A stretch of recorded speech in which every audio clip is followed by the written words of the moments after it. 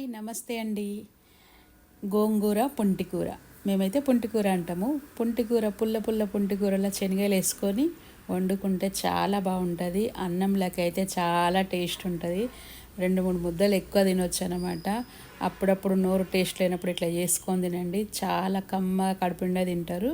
ఇంకా video start చేద్దాము. ఒక 2 కట్టలు గోంగూర తీసుకొని శుభ్రంగా కడిగి పెట్టేసుకున్నాను. తర్వాత ఒక ప్యాన్ తీసుకొని ఒక 5-6 పచ్చిమిరపకాయలు చిన్న చిన్న ముక్కలు చేసేసుకొని గోంగూర వేసేసుకొని కొంచెం సాల్టు కొంచెం పసుపు వేసుకొని ఒక చిన్న గ్లాస్ వాటర్ వేసుకొని మూత పెట్టేసేయాలి. ఇంకా మీడియం ఫ్లేమ్ మీదనే మూత పెట్టేసి ఉడికిస్తే గోంగూర తొందరగా ఉడికిపోతుంది కదా. మీకు తెలుసు కదా, 2-3 నిమిషాలనే ఉడికిపోతుంది. ఇంకా ఉడికిన తర్వాత ఈ శనగలు మాత్రం ఒక 3-4 గంటలు నానబెట్టేసుకోవాలి. ఒక గుప్పెడని శనగలు తీసుకోవాలి, ఎక్కువ అవసరం లేదు. తీసుకొని మనం కుక్కర్లో ఉడకబెట్టేసుకొని కొంచెం సాల్ట్ వేసుకొని ఉడకబెట్టి పక్కన పెట్టుకోవాలి ఆ శనగలని. ఇప్పుడు మనము ఈ గోంగూర చూడండి ఉడికిపోయింది.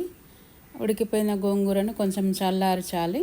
చల్లారిన తర్వాత ఈ మిక్సీలో ఒక చిన్న ఉల్లిపాయ తీసుకున్నాను, 4-5 ఎల్లిగడ్డ రేకలు తీసుకొని కొంచెం 1/2 స్పూన్ జీలకర్ర కూడా వేసుకున్నాను. మిక్సీలో వేసుకొని ఈ గోంగూర మిశ్రమం ఉంటుంది కదా అందులో వేసి గ్రైండ్ చేసిన అనమాట. 2-3 రౌండ్లు తిప్పితే చాలు, ఎక్కువ మరీ పేస్ట్ లాగా చేయొద్దు.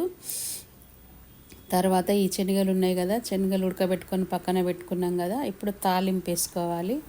ఫస్ట్ జీలకర్ర ఆవాలు కొంచెం తాలింపు గింజలు ఉంటాయి కదా అవి వేసుకోవాలన్నమాట, ఎండుమిర్చి గింజలు.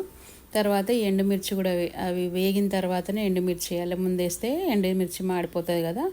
ఇంకా ఎండుమిర్చి వేసిన తర్వాత కరివేపాకు కొంచెం పసుపు ఈ శనగలు కూడా వేసుకోవాలి.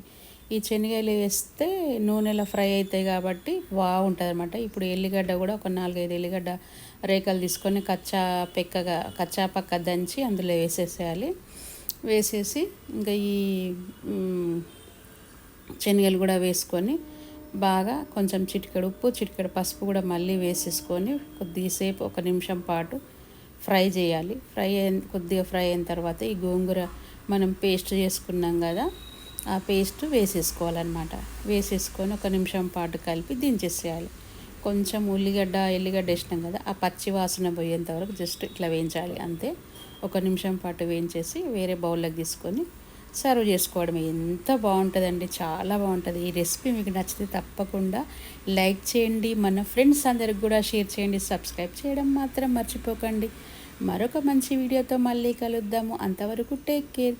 Thank you for watching.